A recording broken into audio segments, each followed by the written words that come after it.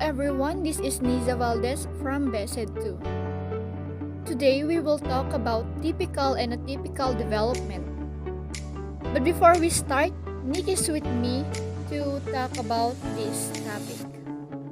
When we say typical development, it is defined as a normal progression by which children change as they grow older by acquiring and refining knowledge, behaviors, and skills.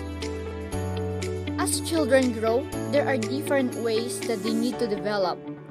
The different childhood developmental stages help to track a child's progress.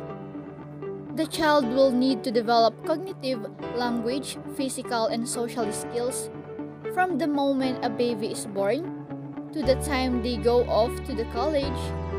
They go through different developmental stages. It can be difficult to determine differences between typical and atypical children because all kids have their strengths and weaknesses. Monitoring children's development is helpful as a way to identify whether the child has any issues of concern. When pediatricians are measuring a child's growth, they do not just measure the height and weight, they also measure the skills mastered. Typical development will give generic progress of the child compared to peers of the same age. Okay, Nick, can you please tell me about atypical development? Yes, sure.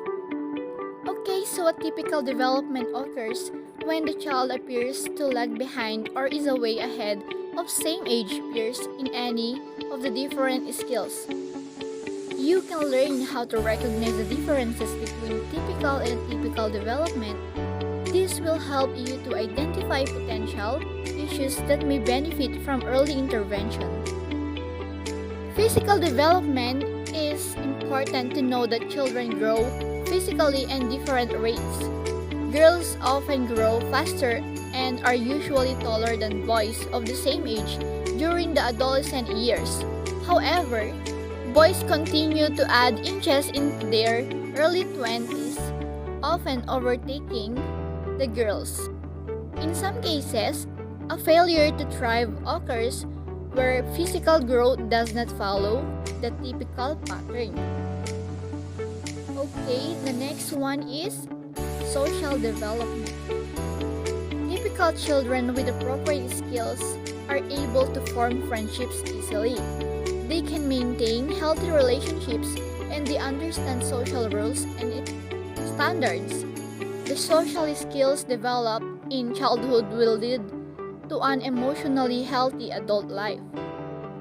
The ability to communicate well with others as well as getting involved in the interactive play are part of healthier social development.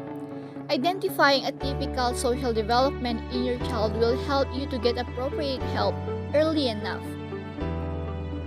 Cognitive development, understanding how your child compares to other children of the same age when it comes to mental ability, is important.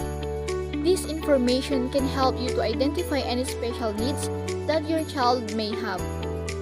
Cognitive skills in a school-going child can be measured using the school's FIND program.